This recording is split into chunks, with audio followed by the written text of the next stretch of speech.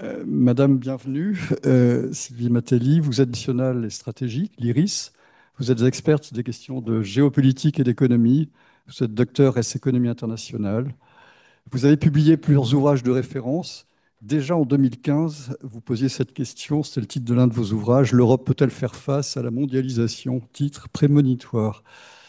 L'Institut Jacques Delors, que vous dirigez, est le think tank européen créé par Jacques Delors en 1996. Il est inutile de souligner, je dirais, sa proximité intellectuelle et élective avec les Semaines sociales de France, occasion de saluer Jérôme Vignon, entre autres, qui est parmi nous ce soir. L'idée de ce think tank et de Jacques Delors était de créer un centre de réflexion et d'action qui œuvrerait à promouvoir la réflexion sur le projet européen, l'intégration des peuples dans la construction européenne et la diffusion des valeurs européennes de démocratie, d'état de droit, d'égalité et de solidarité. Rappelons qu'Enrico Letta est président de l'Institut que vous dirigez. Tu le disais, Philippe, ce soir, le titre de cette conférence que vous nous proposez, Madame, c'est Fin des illusions et chaos du monde. Les défis et les ressources de l'Europe face à cette fin des illusions et ce chaos du monde. En effet, l'actualité récente, mais que l'on pourrait finalement faire remonter au 24 février 2022 avec cette attaque brutale, soudaine de la Russie, de Poutine sur Kiev, agression ensuite élargie, presque systémique contre l'Occident avec d'autres formes et ses valeurs, la montée des nationalismes, des populismes, le chaos des premiers mois de la nouvelle présidence Trump, les agressions croissantes contre le droit, la justice, les institutions internationales, le brutalisme ambiant, le drame des migrants, les reculades sur les enjeux climatiques et environnementaux, le chaos au Moyen-Orient depuis l'attaque terroriste insoutenable du 7 octobre 2023 contre Israël et cette réponse démesurée, insoutenable de Netanyahou avec ses massacres sans limite des populations civiles palestiniennes de Gaza. J'arrête cette liste. Tout ce chaos, donc, signe bel et bien cette fin des illusions sur la permanence de la paix, sur le consensus autour de la démocratie et sur la stabilité des anciennes alliances. Nous devons changer, vous le disiez, à l'Institut Jacques Delors, de logiciel politique et trouver des réponses. Pour autant, des réponses trop simplistes seraient inopérantes face à la complexité du monde et des relations internationales. Raymond Aron nous prévenait, le choix en politique n'est pas entre le bien et le mal, mais entre le préférable et le détestable. Certes, l'Europe n'est plus le centre du monde. Nous avons vieilli, nous ne représentons que 10% de la population mondiale, nous avons perdu en souveraineté, nous sommes désindustrialisés. Mais faudrait-il pour autant se résigner et accepter cette formule étrange du président Mattarella d'être les vassaux heureux, d'être des vassaux heureux? Faudrait-il se résigner à cela? Ou bien nous redemander qui sommes-nous, que sommes-nous et quel monde voulons-nous? Et si nos valeurs ne sont plus universelles, ces valeurs de droits fondamentaux, d'amour de la liberté, de dignité de la personne, de respect de l'environnement, si elles ne sont plus universelles, loin de là, en aurait-elles perdu pour autant leur force et leur actualité? Karl Schlegel, historien allemand, que vous avez honoré récemment en lui désignant le titre de meilleur livre européen avec son essai L'avenir se joue à Kiev, évoquait également cette phrase de Raymond Aron en 1977 dans son plaidoyer pour l'Europe. Les crises de l'Europe ne sont pas seulement des signes d'épuisement, de résignation et d'angoisse face à l'avenir, mais aussi des signes de la vitalité persistante d'une civilisation qui, par l'autocritique et l'autocorrection, est en mesure de se réinventer. Alors, chère madame, êtes-vous résolument, raisonnablement optimiste? Et selon vous, serons-nous capables de nous réinventer? Merci, merci beaucoup. Est-ce que vous m'entendez bien? Et vous pensez que... Non, on n'entend pas? Il faut le mettre plus près. Parfait. Et puis, je vais essayer de parler fort et au pire, je prendrai le micro-main. Alors, merci beaucoup pour votre accueil. Merci pour votre invitation. Merci pour votre présentation.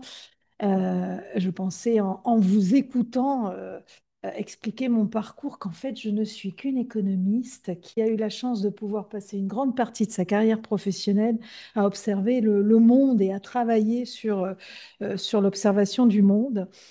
Vous voulez que je prenne le micro? Ouais. Oui, c'est celui qui marche. C'est beaucoup mieux comme ça. Donc, à observer le monde. Et puis, alors, c'est assez amusant quand je vous dis économiste à observer le monde parce que au tout début des années 2000, il y avait clairement un fossé entre ce que j'avais appris en économie, ma vision du monde. On était au cœur de la mondialisation, cette mondialisation triomphante, cette mondialisation que certains ont appelée heureuse. Et je débarque au milieu de gens qui font de la géopolitique et qui ne pensent que la guerre et que la violence et que le rapport de force. Et véritablement, j'ai passé plusieurs années à essayer de comprendre et de comprendre comment ces deux visions du monde pouvaient se rapprocher ou essayer de comprendre si elles étaient totalement irréconciliables. Et c'est assez amusant parce qu'en réalité, ça retrace aussi, et je ne le savais pas à l'époque, d'une certaine manière, une certaine forme de parcours qui est en train, obligé et accéléré de mener aujourd'hui l'Union européenne avec la nécessité justement de sortir d'une intégration uniquement fondée sur l'intégration économique et sur le marché unique, mais de penser la géopolitique.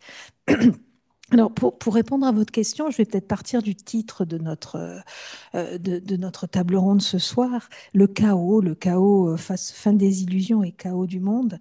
Et en venant et en réfléchissant à la façon dont je pourrais aborder mon propos, je réfléchissais à quelles étaient les sources de ce chaos et en fait la conclusion qui nous vient tout de suite à l'esprit, et je vais commencer par le pessimisme et j'essaierai de terminer par un certain optimisme, c'est que ce n'est pas un chaos, c'est des chaos, et des chaos de diverses natures. Alors évidemment, nous sommes tous encore aujourd'hui sidérés par ce qui s'est passé depuis le 21 janvier 2025, et donc vous pensez à Trump et à ce monsieur plus chaotique qu'on ne puisse imaginer, mais il n'est pas la seule source de chaos, loin s'en faut, et tout serait formidable s'il était la seule source de chaos puisqu'il y a, et je vais commencer probablement par quelque chose qui à la fois va vous étonner, pas vous étonner, pas vous étonner parce que c'est mon cœur de métier, et puis vous étonner parce qu'on ne pense pas forcément à ce chaos-là,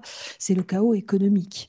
Le chaos économique, moi je me souviens, après la crise de 2008, j'ai monté un cours pour mes étudiants que j'avais appelé Repenser l'économie, parce que je me suis dit, somme toute, ça y est.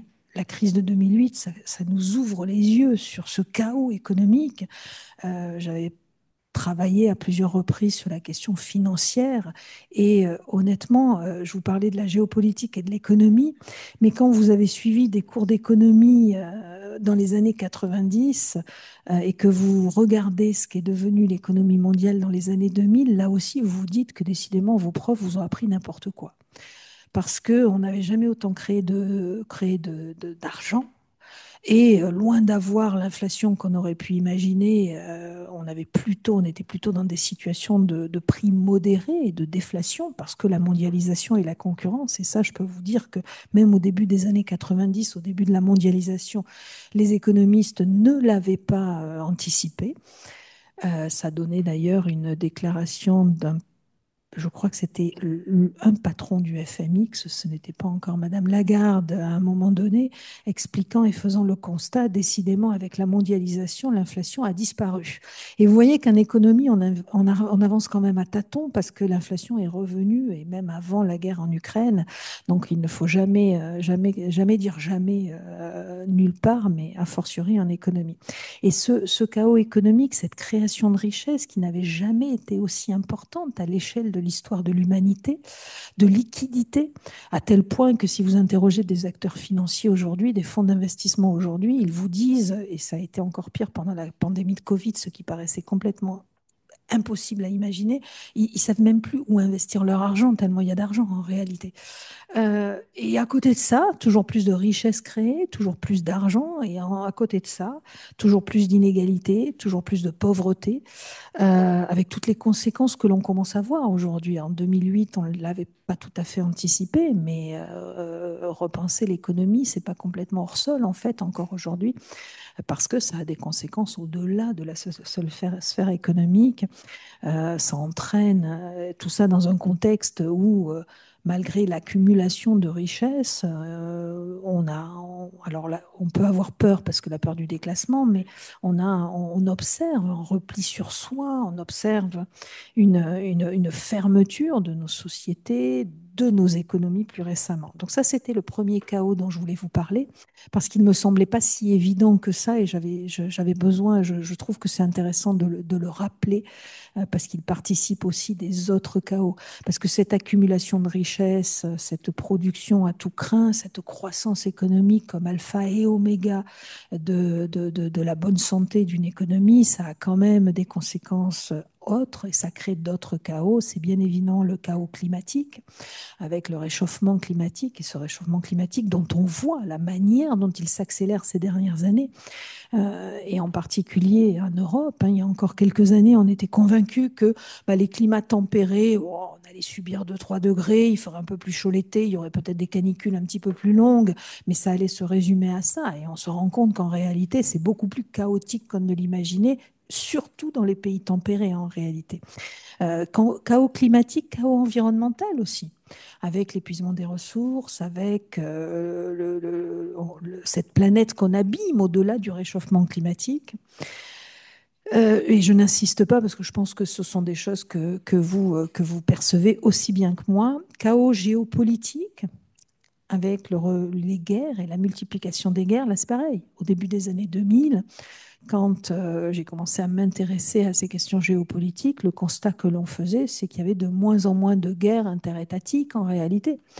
On avait une chute drastique des conflits entre États, et ne restait plus que quelques guerres intra-étatiques, quelques guerres civiles, et encore, c'est des guerres civiles qui visaient à démocratiser des pays. Donc c'est terrible une guerre civile, mais la, la, la pensée dominante, c'était de dire, bon, ils vont y arriver, ils vont installer des démocraties et puis tout ira pour le mieux dans le meilleur des mondes.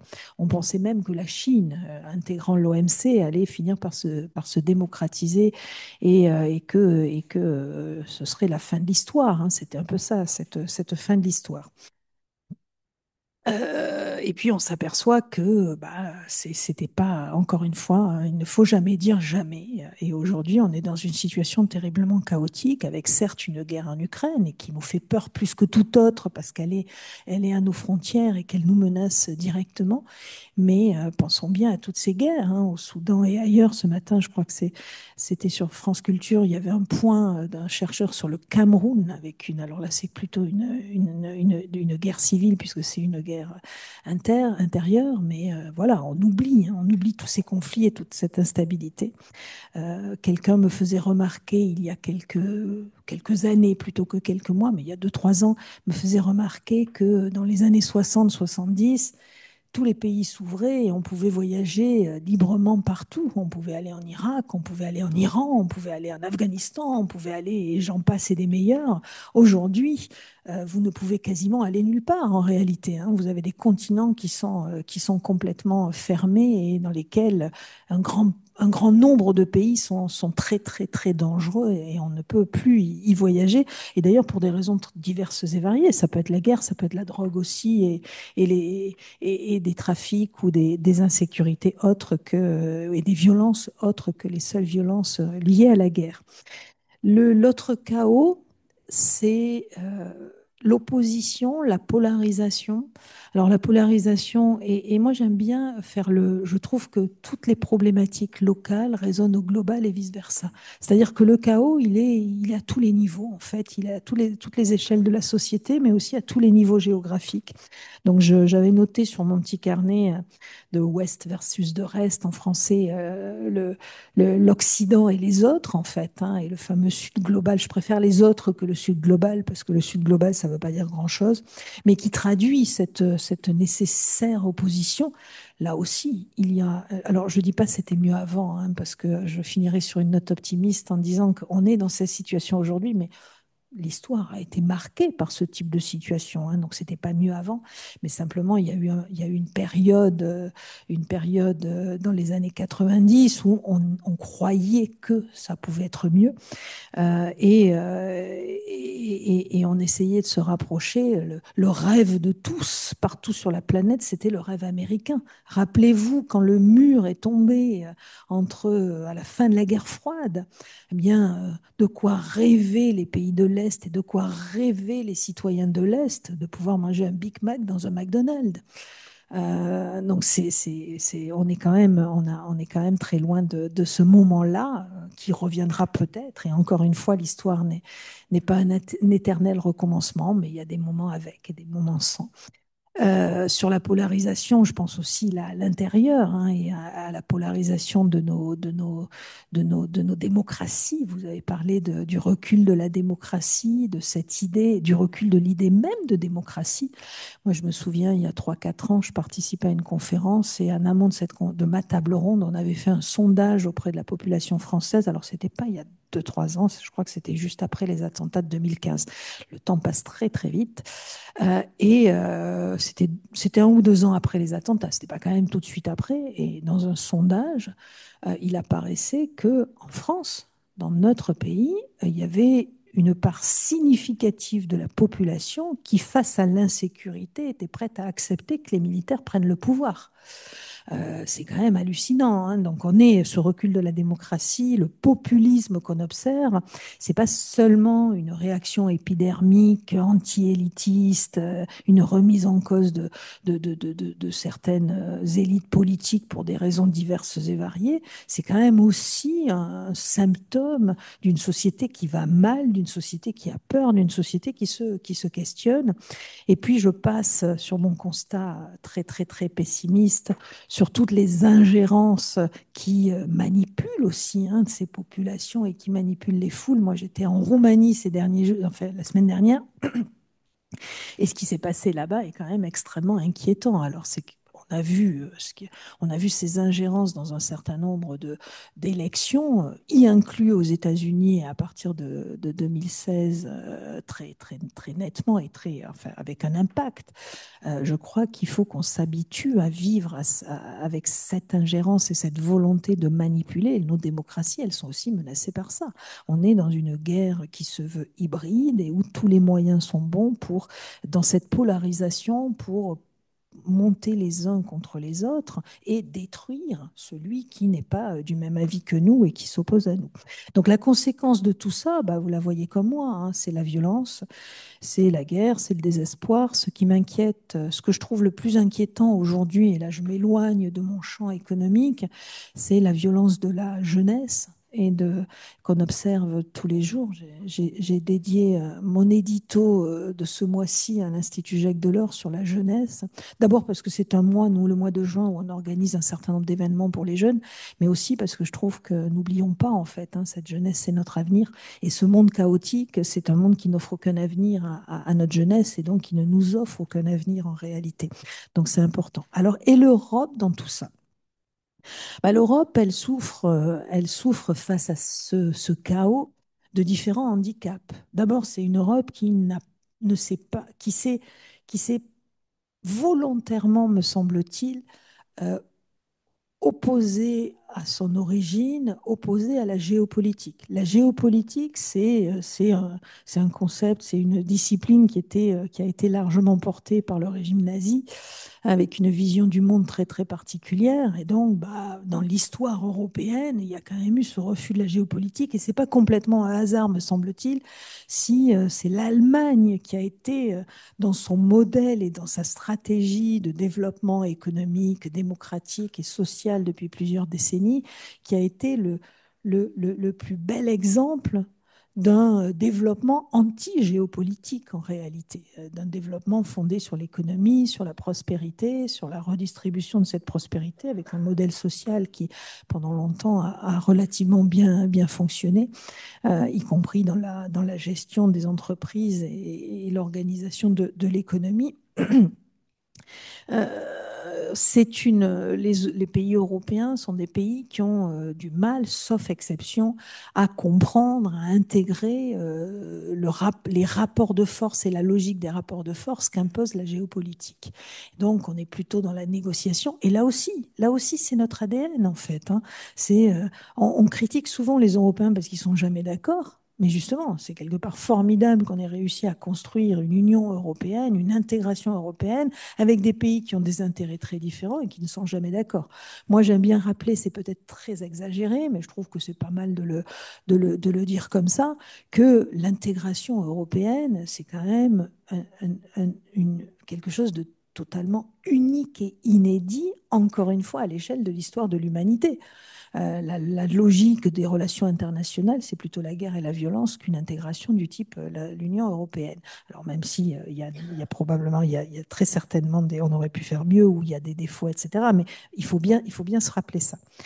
Deuxième handicap de cette Europe, c'est que bah, elle a été, alors pas qu'elle, hein, le monde aussi, mais elle a quand même été directement concernée par un certain nombre de crises qui se sont multipliées ces dernières années. J'ai commencé mon intervention en parlant de la crise de 2008 et la crise économique, mais la crise de 2008 pour l'Europe, au-delà de la crise économique et financière, déclenchée par l'irresponsabilité économique des États-Unis et la création de richesses et tous les déséquilibres dont je vous passais, cette Europe, elle a vécu la crise de l'euro. C'est elle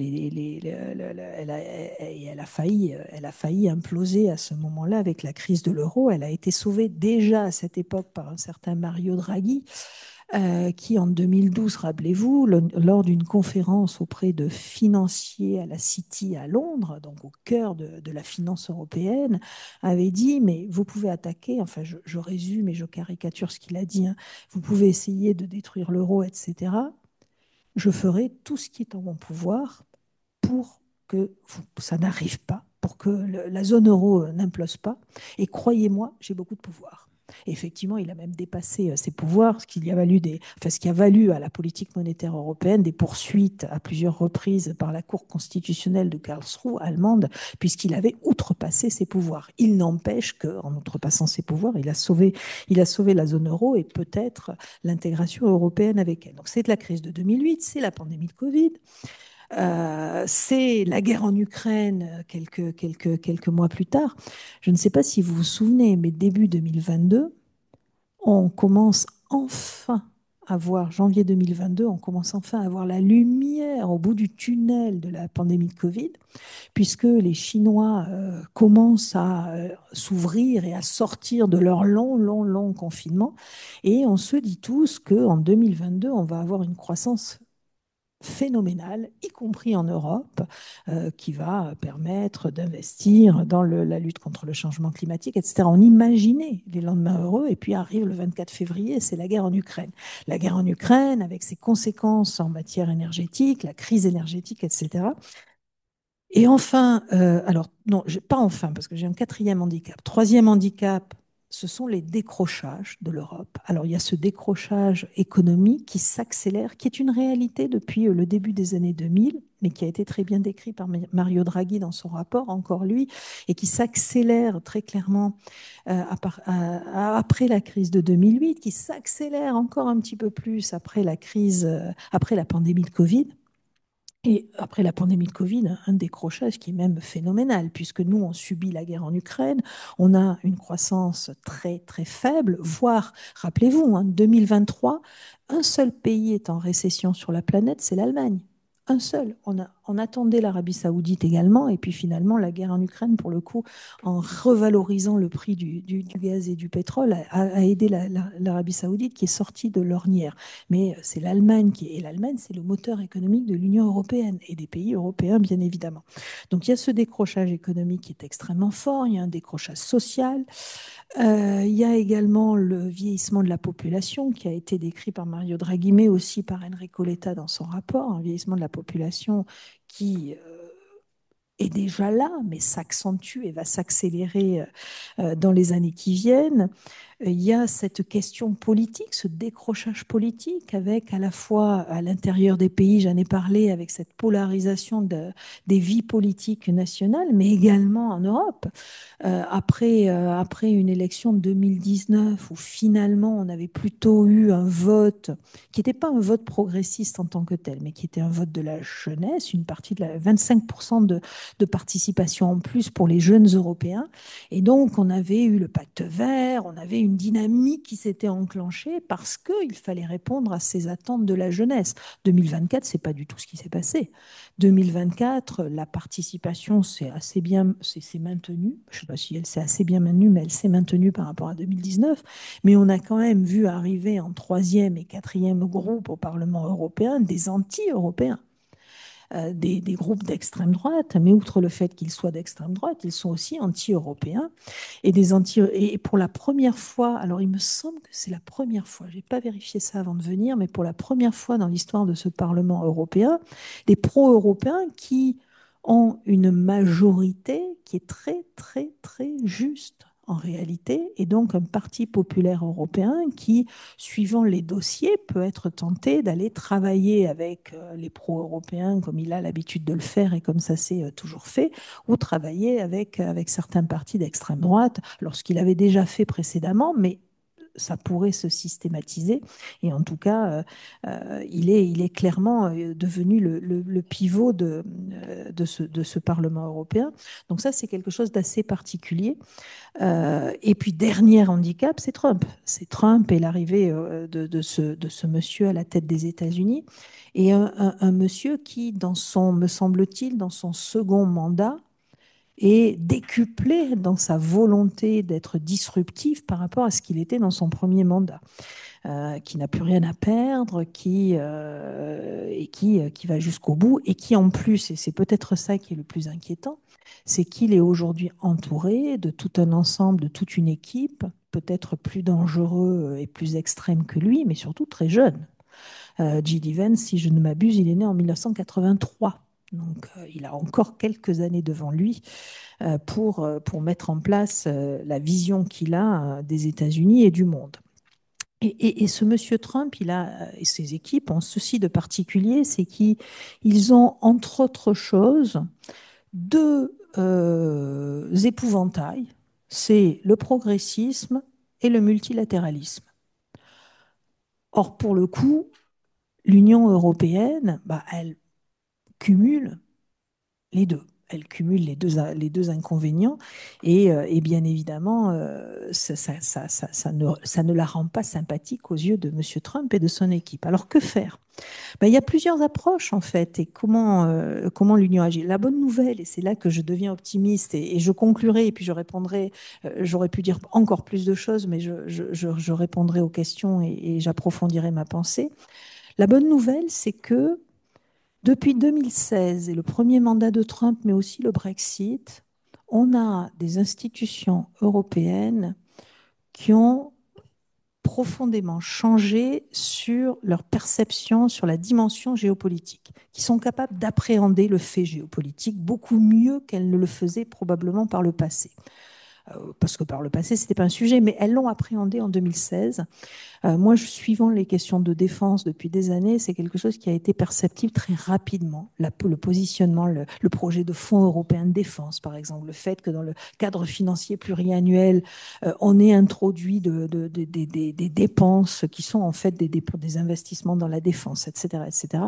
Donc, on a des institutions européennes au Parlement comme à la Commission, c'est peut-être un peu plus compliqué pour les États et le Conseil, qui ont véritablement réussi à s'approprier cette question avec les moyens et les pouvoirs dont elles disposent, bien évidemment, mais il y a eu un changement de mentalité, même dans la relation qu'on pouvait avoir avec les gens des directions générales ou autres. On a senti que voilà, il y avait une compréhension de ça, donc ça, c'est une bonne nouvelle et on l'a vu dans les réglementations, les législations sur les ingérences et le digital, par exemple, où il y a eu un certain nombre de régulations sur la défense, j'ai déjà cité, et même quelques quelque part sur le pacte vert et la lutte contre le changement climatique. C'est-à-dire, on est véritablement, et on l'a vu avec le Covid aussi et les vaccins, on est véritablement rentré dans un moment où on a cherché à être plus réactif, à s'adapter à des situations,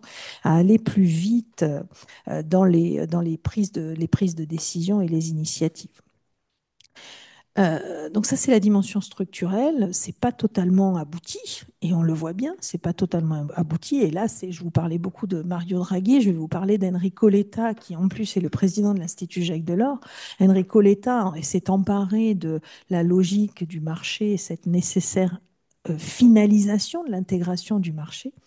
Euh, voilà, super. Vous montrez son ouvrage où il raconte toute son aventure dans la rédaction de son rapport. Idées nouvelles pour l'Europe.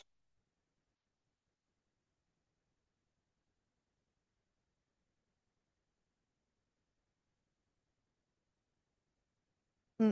De prendre le livre d'Hervé.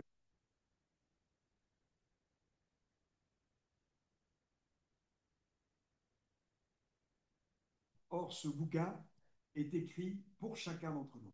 Et c'est l'histoire de son cheminement pour écrire ce rapport. Et quand je dis cheminement, c'est une réalité. C'est qu'il a fait le tour de l'Europe. Il a rencontré, alors il le dit au début du rapport, je ne me souviens plus combien de personnes, combien de tout, de tout secteur d'activité, de tout niveau social. Et il a beaucoup échangé pour essayer de comprendre ce qu'était le marché unique et ce qu'il n'était pas. Et donc, il en a sorti, il en a rédigé son rapport, mais surtout ce qu'il explique et qui finalement reprend les éléments clés de son rapport, mais à travers du vécu. Pourquoi à un moment donné, il a proposé ça dans son rapport? Eh bien, parce il avait rencontré des personnes qui lui avaient posé des questions, qui lui avaient parlé de leurs expériences de vie et s'est dit, mais enfin, donc le, le fil conducteur de son rapport et de son ouvrage, c'est de dire, mais au fond, on n'est qu'au milieu du gué, on n'est qu'au milieu du chemin en matière d'intégration. Et si face à ce monde chaotique, on veut être fort ensemble, ben, il faut poursuivre cette intégration. Alors, lui, il s'occupe essentiellement du marché, qui est quand même un gros morceau de l'intégration européenne. Mais bien évidemment, on pourrait pousser beaucoup plus loin l'analyse. C'est que face au chaos, ne nous divisons pas et partons ensemble. Et je reviens dans un petit instant et pour conclure sur la question de la défense, parce que c'est quelque chose qui me tient aussi à cœur, ce côté unissons-nous. Alors face à Trump, ça c'est plus conjoncturel, qu'est-ce qu'on peut faire? Bien, on peut plier et se dire, bon, bah, soit, on fait ce que vous voulez à condition que vous nous baissiez au maximum vos droits de douane. On pourrait négocier également, c'est ce qu'on essaie de faire, et en même temps, on peut aussi résister. Et on essaie de négocier sans perdre notre âme sans renoncer à nos intérêts. Donc ça, alors c'est un peu compliqué avec Donald Trump parce que la différence entre ce mandat et le précédent, c'est que le précédent, il est obsédé par le commerce, point barre. Là, il lit tout en fait. Il lit tout et tout est associé. Et donc, c'est difficile de ne négocier que sur le commerce en réalité. Il faut négocier sur tous les sujets. La difficulté pour l'Union européenne, c'est qu'elle n'a pas toutes les compétences. Et donc, c'est un peu la limite de l'exercice, c'est que l'Union européenne peut très facilement négocier sur les questions commerciales. Elle a d'ailleurs acquis encore plus de pouvoir sur les questions commerciales que lors du premier mandat en 2016. Elle a entière compétence pour négocier. Mais s'il rajoute à ça les questions de défense, s'il rajoute à ça différents éléments, là, elle est coincée. Et je vais conclure là-dessus parce que je vois que le temps passe très vite. Je vais donc Trump, j'ai un petit peu traité, je vais pas, on y revient si vous voulez, si vous avez des questions. Bah, l'autre sujet pour l'Europe, c'est quand même la Russie. C'est quand même la Russie et la guerre en Ukraine. Et c'est directement lié à Trump, parce qu'au-delà de la question commerciale, M. Trump, il a quand même menacé de quitter l'OTAN. Et s'il ne quitte pas l'OTAN, vraisemblablement, là, il quitte pas. On ne sait pas trop s'il sera au sommet dans une dizaine de jours, mais il a nommé un sasseur, c'est-à-dire un Américain qui dirige l'OTAN. Donc après, il avait menacé de ne pas nommer. S'il le nomme, c'est qu'il compte le faire bosser, donc il ne va pas partir tout de suite.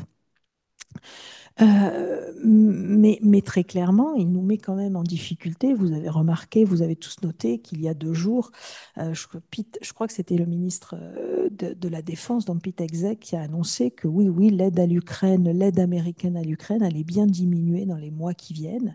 Et donc, ça veut dire quoi? Eh bien, ça veut dire que c'est aux Européens de soit de prendre le relais. Là aussi, on a plusieurs scénarios. Soit on fait rien, on se dit l'Ukraine, c'est pas nous, après tout, c'est la guerre, et puis cette guerre, elle s'arrêtera bien un jour et on se moque.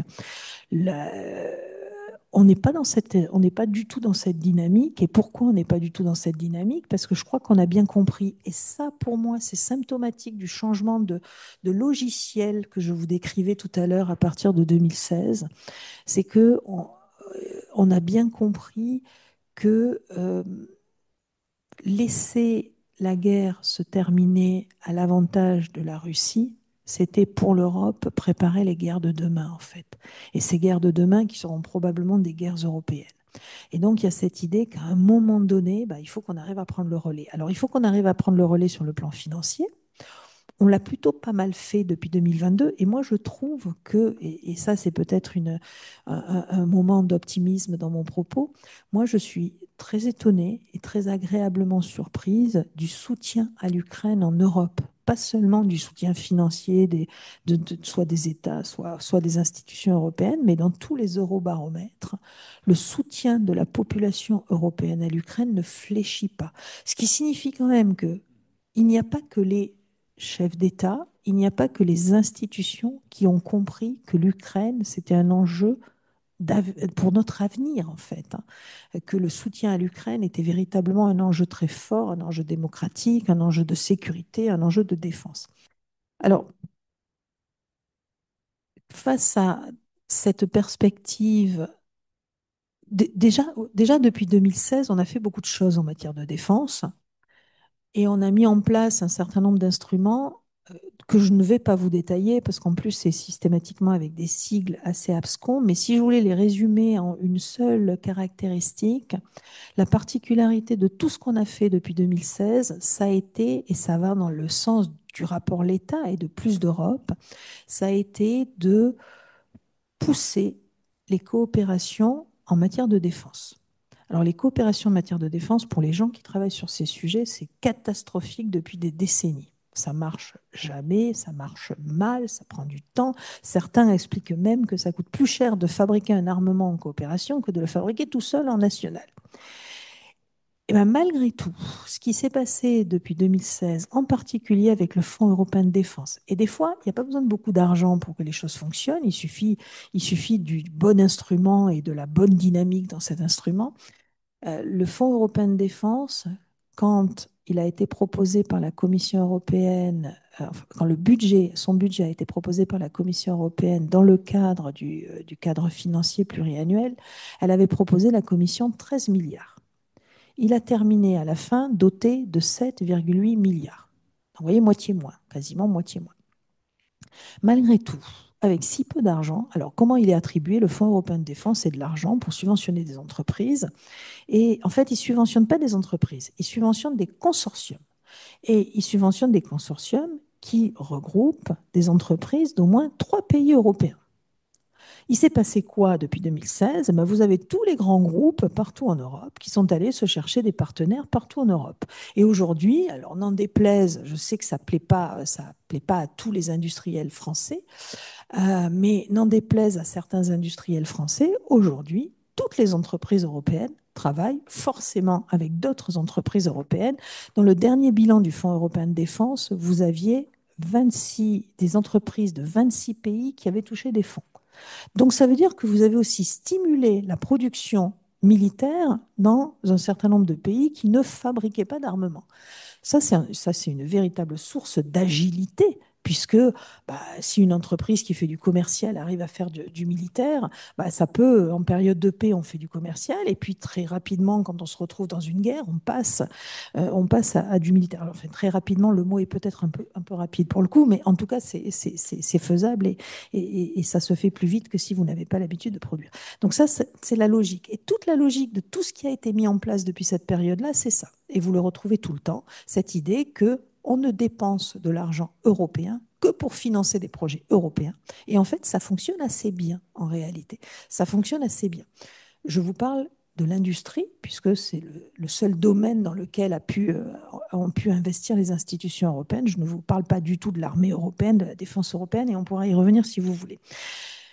Avec l'arrivée de Donald Trump, et à partir du mois de novembre, dès qu'il a été élu et qu'il a commencé à nous parler de Groenland, à nous parler du Canada qui devait être un État des États-Unis, à nous parler de lâcher, de se rapprocher de la Russie, parce qu'après tout, Vladimir Poutine est quand même vachement plus sympa que Zelensky, etc., etc. Là, les Européens se sont dit, il faut accélérer, il faut aller encore plus vite. Alors là, pour le coup, on reste dans cette logique de pousser la coopération, mais je crois qu'au début de l'année, il y a quand même un constat qui a été fait, c'est le constat que le budget européen ne suffirait jamais, jamais, jamais à construire une défense qui permette, alors qu'elle soit européenne ou pas, mais qui permette de défendre les Européens. Donc on est passé, c'est le plan ReArm Europe, c'est le livre blanc qui est sorti, avec un horizon temporel, ces deux initiatives qui visent à nous préparer pour 2030, avec l'idée que peut-être en 2030, on aura à faire face à une menace extrême et qu'il faudra pouvoir être en capacité de se défendre avec, moi je pense, il faut bien garder ça en tête, que quand on s'arme, on peut s'armer parce qu'on a des visées impérialistes et on veut faire la guerre. Je ne pense pas, j'ose espérer que ce n'est pas, ce n'est l'idée d'aucun pays et d'aucun dirigeant européen, mais on s'arme aussi pour dissuader. C'est parce qu'on sera fort, c'est parce qu'on sera déterminé, c'est parce qu'on aura les équipements qu'ils veulent. Et se réarmer, c'est aussi se préparer à cette éventualité qu'on fera peur à Vladimir Poutine et qu'il évitera de nous attaquer et qu'il nous laissera tranquilles. Donc il faut aussi avoir ça en tête. Il faut penser ça. Parce que j'ai entendu au début de ces plans, c'est pas joli de parler de réarmement de l'Europe, c'est évident, c'est du réarmement. Et quand on s'est réarmé en Europe, ça n'a jamais été pour la bonne cause, en fait. Donc évidemment, c'est un terme qui fait peur et qui a raison de faire peur. Et j'ai entendu, oui, mais vous imaginez pas les chars russes sur les Champs-Élysées, etc. En fait, c'est vraiment pas ça le sujet. C'est vraiment le sujet, c'est surtout, surtout, surtout de tout faire pour éviter la guerre. Donc, c'est les 800 milliards, etc., etc. Je crois que je suis beaucoup trop longue. Mais voilà, ce que je suis en train de vous dire, c'est que il y a quand même un certain nombre de lignes qui bougent, un certain nombre de choses qui avancent. Simplement, le risque aujourd'hui, et je l'ai déjà dit et je le répète, c'est le risque de la division. En matière de défense, par exemple, la tentation est grande pour certains pays, et je pense en particulier à l'Allemagne, mais ça pourrait nous arriver à nous aussi, la France. La tentation est grande, puisqu'on a beaucoup d'argent, bah, pourquoi le partager? Pourquoi le faire en européen? Pourquoi ne nous arme-t-on pas, nous, chacun de notre côté? Et je crois que ce serait terrible. Je parlais tout à l'heure du sommet de l'OTAN et de Donald Trump qui visiblement, alors peut-être qu'il va venir, peut-être qu'il ne va pas venir, mais en tout cas, il n'est plus tout à fait dans une logique de quitter l'OTAN.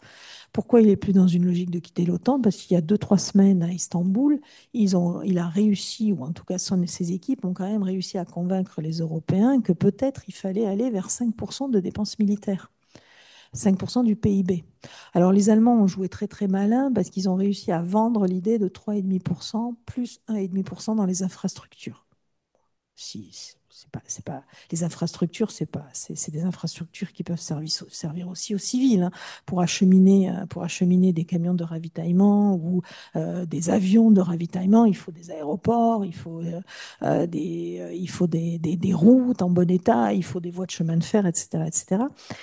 Mais je crois que aujourd'hui, on doit faire face ensemble parce que séparer, ça va nous coûter effectivement très, très, très, très cher. C'est bien ça qu'il faut avoir en tête. Et très, très cher en matière financière, mais très, très cher aussi en matière des conséquences possibles. Je vous parlais tout à l'heure de la polarisation et de la remise en cause de cette idée démocratique. Un réarmement dans ce contexte, c'est pas forcément la meilleure idée qu'on ait eue. Et en même temps, je vous dis ça, et en même temps, on a une menace à nos portes et donc on doit se protéger. Et donc, ma conclusion, qui j'espère est optimiste, c'est pensons européen parce que bah, c'est finalement s'il y avait un chemin étroit pour résoudre cette équation cette équation politique face au chaos, c'est probablement le chemin d'une intégration et d'un travail commun et tous ensemble. Merci.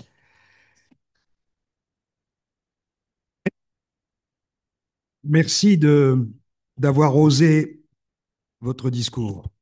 Parce que commencer par nous décrire le chaos, et vous avez pris le temps de le faire, en nous rappelant les différents éléments qu'il fallait prendre en compte, et oser terminer par le fait que aujourd'hui nous sommes en train de créer une dynamique, je salue la structure de votre propos, car elle n'a rien d'évidente, et je la trouve très prometteuse. Alors, avant de prendre les questions de la salle et déjà un certain nombre de questions que nos auditeurs au loin nous ont envoyées, Arnaud et moi avons chacun réfléchi à une ou deux questions qu'on aimerait vous poser. Et je commencerai bien par le rappel d'une intervention qu'avait fait Jacques Delors quand je l'avais invité aux entretiens du HOPA en juin 2008. Et Jacques Delors nous avait dit à l'époque, la construction européenne a pour édifice essentiel le droit qui amène les nations à partager leur souveraineté. Et ma question serait la suivante. Au moment même où Donald Trump et quelques autres dénient le rôle structurant du droit, ce lien juridique vous semble-t-il assez solide pour assurer notre cohésion dans la crise? Alors, vous me posez une question difficile. Je suis économiste, je ne suis pas juriste. Et en général, les économistes n'aiment pas les juristes et les juristes n'aiment pas les économistes. Euh, non, c'est véritablement, je ne suis même pas sûre qu'un juriste trouve la question facile.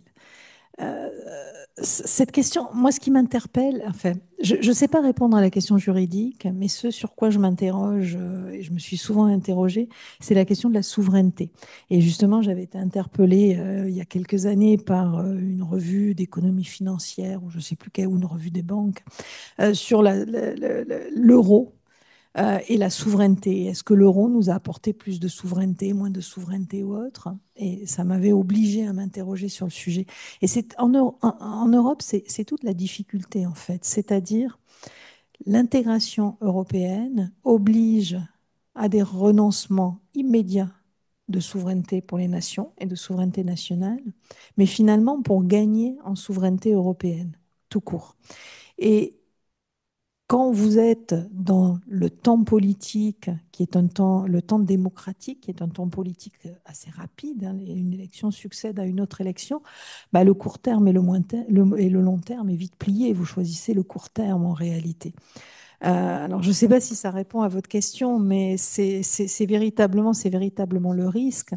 Et c'est là-dessus que l'on peut saluer tout ce qu'a été l'intégration européenne depuis des décennies, parce que à des moments charnières de notre histoire, et je crois que le début des années 90 en était un, et quand Jacques Delors était et présidait la Commission européenne, je crois qu'aujourd'hui est un autre moment de cette intégration. Alors, je ne sais pas si aujourd'hui nous avons les hommes politiques à la hauteur pour prendre ce risque du long terme, mais en tout cas, par le passé, dans l'histoire européenne, on a pu l'avoir et c'est pour ça qu'on en est arrivé là. Donc, croisons les doigts pour avoir ces hommes politiques. Bon, ce qui s'est passé ces derniers mois en Allemagne peut rassurer, somme toute, hein. On verra la suite et espérons que ce n'est pas de la pensée magique de ma part, mais on voit que on peut avoir de bonnes surprises parfois. J'aime beaucoup cette phrase. Aujourd'hui est un autre. Qu'en faudrait-il que nous en ayons tous conscience? Arnaud, quelques questions en tête. Par exemple, donc vous invitez l'Europe, les Européens, vous venez de le dire, à repenser leur souveraineté, à se réarmer, mais aussi à se réarmer dans d'autres lieux, à se penser européen. Est-ce que vous ne pensez pas que, en même temps, il faut que nous réinventions un nouveau multilatéralisme? Et je lisais d'ailleurs en réfléchissant avec vous à cette soirée les propos de Madame Niesotto, la vice-présidente, l'une des vice-présidentes de l'Institut Jacques Delors, qui invitait aussi les Européens à réfléchir au projet que nous voulons, c'est-à-dire est-ce que nous voulons un projet nous d'abord ou un projet avec les autres.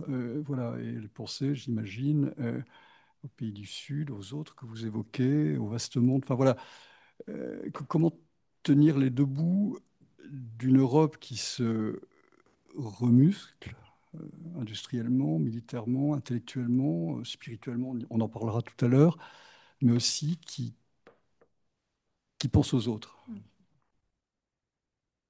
Alors, c'est très intéressant comme question.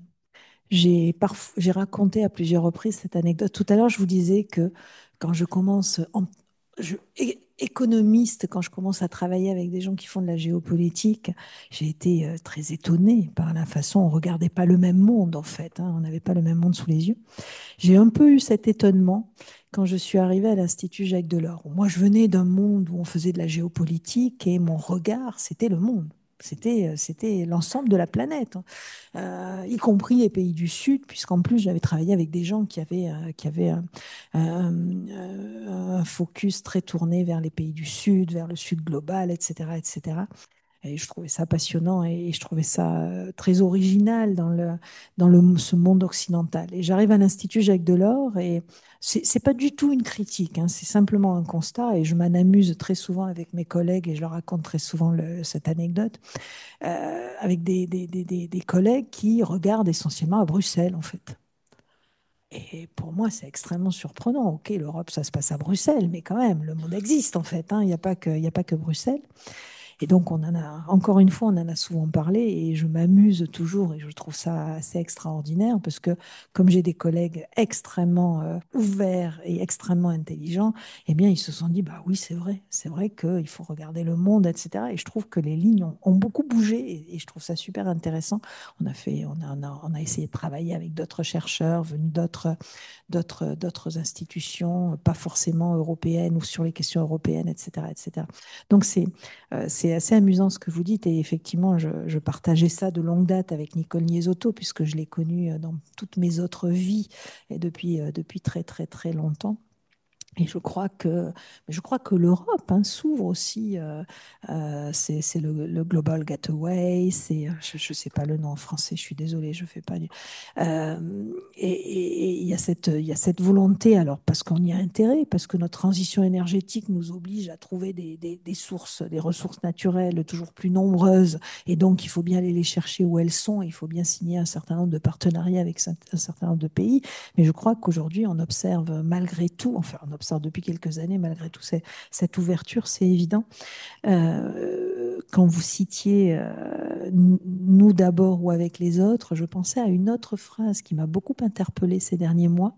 C'est le patron aujourd'hui à la retraite d'ailleurs, d'une entreprise de défense qui, il y a quelques semaines ou quelques mois, il me semble que c'était au début de l'année, avait dit, mais l'Europe doit passer d'une logique du meilleur athlète à une logique de la meilleure équipe. Et je trouvais que la métaphore était, alors ça c'est pas, on va dire la meilleure équipe avec les autres, parce que c'est peut-être effectivement l'étroit chemin à tracer pour faire face à ce chaos. Une deuxième ou dernière question, ce qui me concerne. On est ici au Semaine sociale de France et j'ai envie de vous poser la question suivante. Le pape François dénonçait encore récemment ce qu'il appelait le refroidissement humain, c'est-à-dire l'indifférence à l'autre, aux relations vraies, à la rencontre entre les cultures, les générations, les latitudes, les migrants. Euh, est-ce que Est-ce que l'UE pourrait encourager un réchauffement humain? Et est-ce que cette proposition vous paraîtrait totalement irénique face aux défis et aux chaos du monde? Ou est-ce que ça pourrait être un actif, comme diraient les financiers, dans cette perspective d'un nouveau monde? Merci. Alors là encore, vous posez une question piège à l'économiste que je suis. Mais je vais l'aborder sur le plan économique parce que c'est quelque chose qui me questionne beaucoup. Et effectivement, quand j'entendais le pape François, ça résonnait comme tout économiste qui se respecte. J'ai lu Marx. C'est un très bon auteur et c'est probablement l'auteur qui décrit le mieux le système capitaliste d'ailleurs. Euh, et sa critique du système capitaliste. Et c'est vrai que ce que l'on voit aujourd'hui, et encore une fois, je ne suis pas marxiste, je ne suis pas anticapitaliste, je vous ai expliqué au début de mon propos combien cette mondialisation, ce système capitaliste avait quand même permis d'accumuler des richesses comme jamais auparavant, et qu'est-ce qu'on aurait pu faire de formidable avec ces richesses si on avait été humainement un petit peu plus réchauffé, pour reprendre les propos du pape François. Il n'empêche qu'on ne l'a pas fait.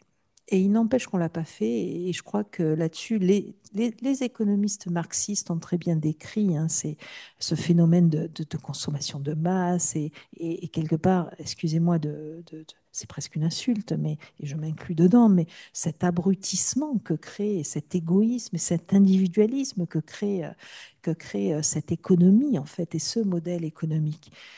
Je ne sais pas si c'est la faute de l'économie. Moi, c'est comme ça que je le pense parce que je suis économiste et que quand je réfléchis d'abord à des problématiques économiques. Alors, une fois qu'on a dit ça, bah, juste pour illustrer ça, une petite anecdote. Moi, je me souviens, hein, je partais, bah, en plus, je partais en Israël pour accompagner ma maman qui voulait faire depuis très, très longtemps un pèlerinage. Elle fêtait ses 70 ans et je me suis dit, c'est maintenant ou jamais. Donc, je casse mon téléphone portable la veille et bien évidemment, bah, on part en Israël. J'ai besoin d'un téléphone portable. Donc, je vais dans un centre commercial un dimanche. C'était au mois d'avril. C'était le premier jour de soleil du printemps. Et là, le centre commercial, c'est fermé, les centres commerciaux. J'y vais très peu, j'aime pas bien. Moi, je suis un peu claustro dans les centres commerciaux. C'est pas pour ça que je suis pas une consommatrice, hein. Encore une fois, je me dédouane pas de mes responsabilités, mais pas dans les centres commerciaux. Et là, il était plein à craquer. Et ça m'a véritablement interpellée et interrogée exactement sur ça. C'est-à-dire, il était plein à craquer. Et en plus, je n'y étais pas allée depuis une bonne dizaine d'années. Et les magasins étaient mais, montés en gamme, comme on n'imagine pas. Je me dis, mais waouh, c'est terrible.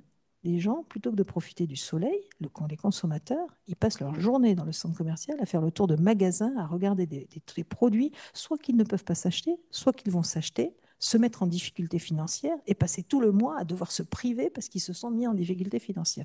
Et je crois que ce modèle-là est délétère, en fait, hein. Ça, c'était en 2012. Donc, vous voyez, ça date un peu, hein, c'est pas... Ce modèle est délétère. Et on parlait tout à l'heure de la jeunesse. Je pense qu'au-delà de réchauffement humain, il y a un enjeu de... je me souviens d'Enrico Letta, quand il écrivait son rapport, il nous disait tout le temps, il faut trouver un narratif, il faut trouver un narratif. Je pense qu'il y a véritablement un besoin d'un narratif sur des valeurs positives, de narratifs qui redonnent du sens de réchauffement. Est-ce que l'Union européenne peut le faire ou pas? Je crois que c'est à chacun de nous de le faire avant tout. C'est quoi l'Union européenne en réalité? L'atout peut-être de l'intégration européenne, l'atout de l'Union européenne, c'est que c'est le narratif que j'avais dans mes propos, de dire, bah, quand même, cette intégration, c'est quelque chose de, à l'échelle de l'histoire de l'humanité, j'aime bien cette expression, c'est quelque chose d'assez unique en fait, hein, et c'est quelque chose qui peut fédérer. Regardez les jeunes qui vont voter en 2019 parce que le pacte vert, parce que, etc. Donc, l'Union européenne a des atouts pour ce réchauffement, mais encore une fois, c'est pas le réchauffement humain, c'est par définition du réchauffement humain. C'est pas, ça vient pas d'en haut d'une institution qui l'aurait décrété. C'est aussi à nous d'apprendre à réfléchir à nos façons à nos aspirations en réalité, à la façon dont on peut proposer quelque chose de plus enchantant à cette jeunesse et recréer du lien, recréer du sens. Euh, et sortir de chez nous et nous ouvrir. Et je pense que bah, le pape François en a déjà dit beaucoup, beaucoup, beaucoup sur tous ces sujets-là, hein. Mais et quelque part, je vous en parle à vous, mais je pense que je suis face à un public de convertis. Donc, j'ai entendu, je suis arrivée à la fin de votre assemblée générale, j'ai entendu vos propos et je pense qu'on est sur la même ligne, donc je ne vais pas m'étendre sur la question, mais véritablement, oui, très clairement, c'est un défi majeur en fait, hein, face à ce chaos. Alors, avant de proposer à la salle ici présente quelques questions, je vais essayer de faire la synthèse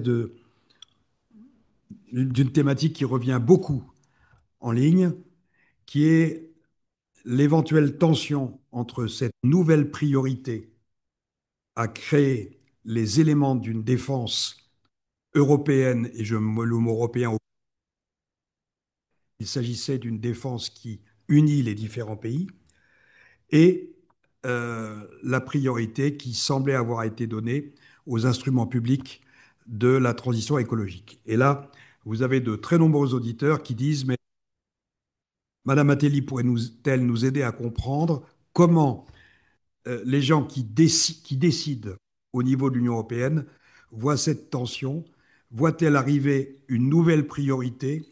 Ou y a-t-il une bonne compréhension de la nécessité d'articuler la nécessaire défense et le maintien d'impact vert, pour employer un terme un peu bref? Merci. Alors, j'avais essayé de finir sur une note optimiste et vous me ramenez sur un sujet qu'effectivement j'ai peu abordé, mais qui n'est pas très optimiste.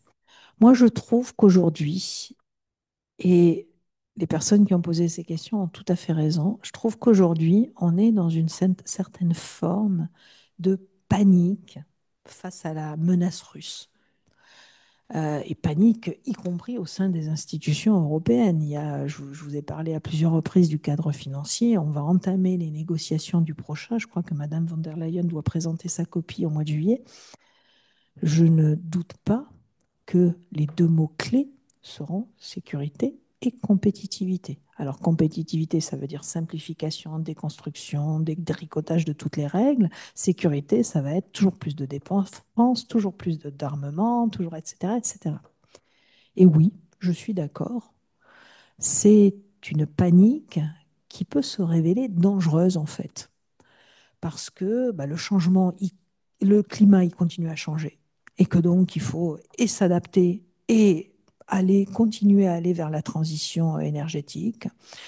Euh, c'est véritablement quelque chose que je trouve extrêmement inquiétant.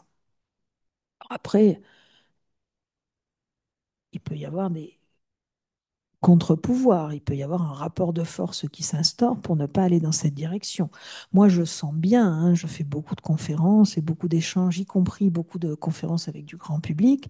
Je me rends bien compte qu'en Europe, et nous, les Français, ne sommes pas forcément les plus représentatifs de ça, les citoyens comprennent dans leur intime, en fait, hein, ce que ça veut dire se réarmer en Europe.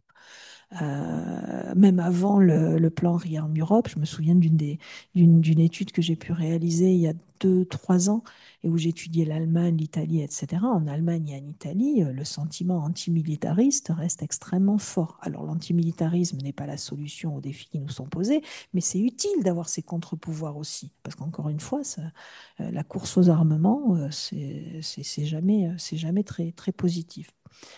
Et en plus, encore une fois, le climat change.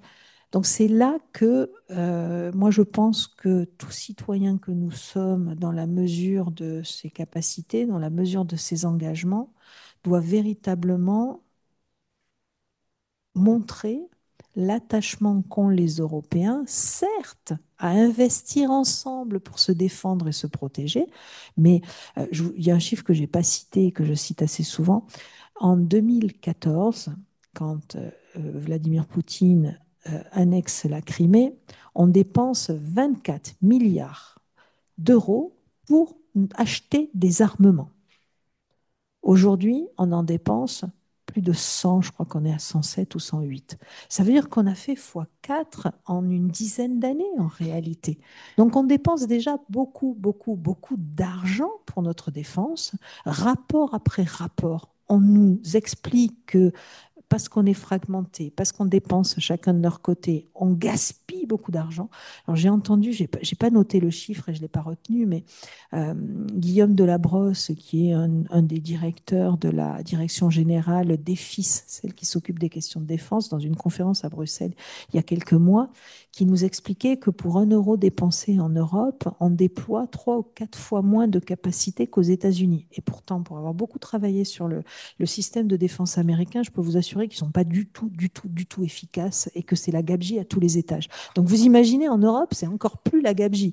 Donc voilà, et je pense que je comprends la panique des institutions, la panique de nos leaders politiques. Ils ont une responsabilité, nous protéger. Et donc aujourd'hui, face à ce défi majeur, bah voilà, ils vont un peu, ils poussent un peu le bouchon, peut-être un peu loin. Donc c'est peut-être à nous aussi, mais encore une fois, sans naïveté non plus. Il ne s'agit pas aujourd'hui, on oppose les antimilitaristes avec les convaincus de la chose militaire. Non, clairement, il faut développer des capacités de défense, ce que nous n'avons pas fait par paresse, par lâcheté, par je ne sais pas, pendant des décennies. Donc aujourd'hui, il faut qu'on apprenne à nous protéger, nous, sans les États-Unis, tout seuls, comme s'ils allaient vraiment partir. Et en même temps, c'est pour nous protéger, c'est pour permettre le maintien de la paix en Europe. Donc ce n'est pas pour faire la guerre. Et ça veut dire quoi aussi? Bah, ça veut aussi dire que, et je ne comprends pas qu'on ne le fasse pas, mais encore une fois, c'est pas les mêmes, c'est pas aux mêmes étages que ça se joue. Moi, je ne comprends pas que on ne pousse pas plus, en même temps qu'on pousse notre réarmement, qu'on n'essaye pas, ça ne marchera pas, mais au moins on l'aurait fait, qu'on n'essaye pas de pousser la reprise de négociations sur des traités de désarmement, les traités de contrôle des désarmements qui sont mis sous le tapis, voire détricotés depuis 20 ans, soit par les Russes, soit par les Américains, soit par la prolifération de l'arme nucléaire, etc., etc. Eh bien, nous, Européens, ne serait-ce que pour le symbole, même si ça ne marche pas, on devrait se positionner en disant il faut continuer à négocier, il faut reprendre les négociations et peut-être aller se chercher des partenaires. Et là, pour le coup, et on rejoint un sujet qu'on a évoqué à plusieurs reprises, je pense que des partenaires, on peut en trouver dans le Sud et qu'on peut fédérer un certain nombre de pays autour de ces idées-là. Je pense au Brésil, mais il y en a très probablement d'autres en Afrique, en Asie, en Amérique latine et ailleurs. Merci de cette ouverture vers le large. Avant de demander à Arnaud peut-être une conclusion de nos débats, quand même, une ou deux questions, pas plus que deux, en provenance de la salle.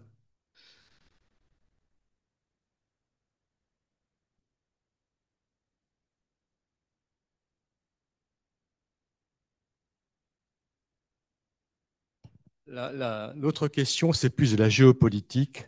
On s'aperçoit que les États-Unis se retirent du monde, que Trump se focalise sur son pays, donc il laisse des territoires vides à occuper. Est-ce que ce n'est pas maintenant le rôle de l'UE d'aller remplacer les Américains dans la politique d'aide en Afrique? Est-ce que l'UE n'a pas non plus un rôle à jouer au Moyen-Orient? C'est un sujet qui est très très délicat, mais il serait peut-être temps peut-être qu'on existe, qu'on dise quelque chose dans ce pays-là, dans ces pays-là plutôt, parce que c'est très général. Alors, Voilà, j'avais deux prévu questions. deux questions, vous en avez proposé trois. Donc, Et, et-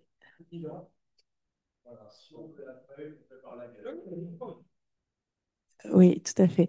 Alors, je suis complètement d'accord avec vous. Et qui pourrait être en désaccord avec ça? J'ai eu très peur quand vous avez commencé à parler du repli sur soi des États-Unis et l'Europe qui doit les conquérir. Ça s'appelle des impérialismes. Et comme on est sur un retour des empires aujourd'hui, je trouve que ce n'est pas le rôle de l'Europe de devenir un autre empire, bien évidemment. Très clairement, vous avez raison. Simplement, est-ce que l'Europe en a les moyens? Et les équilibres politiques que je vous ai décrits, que ce soit au Parlement européen ou à l'intérieur des pays, cette polarisation de la vie politique ne facilite pas ça, ne facilite absolument pas ça. Et vous voyez qu'aujourd'hui, les, le discours politique, si ce n'est ensuite les politiques, s'oriente plutôt sur du repli sur soi et de l'isolationnisme en réalité, à l'image des États-Unis. C'est très dommage, on ne peut que le regretter. Moi, hier, je faisais une conférence à Médecins du Monde, et c'est marrant parce que j'étais avec le président de Médecins du Monde, qui se trouve est un ami de longue date, et qui nous a expliqué la situation des humanitaires. Moi, j'étais là pour la dimension économique et politique, et puis j'étais à côté d'un astrophysicien, Christophe Cassou, qui lui expliquait la situation de la science aujourd'hui. Mais on est dans un retour en arrière, et pas dans le retour en arrière dont j'ai pu vous parler, ces années où c'était moins le chaos, où on croyait à la fin de l'histoire, etc. On est dans un retour en arrière et dans l'obscurantisme partout. C'est pas juste aux États-Unis en fait, hein. C'est partout dans le monde, et partout, surtout en Occident en fait, et dans ces pays riches et qui pourraient prendre le relais des États-Unis.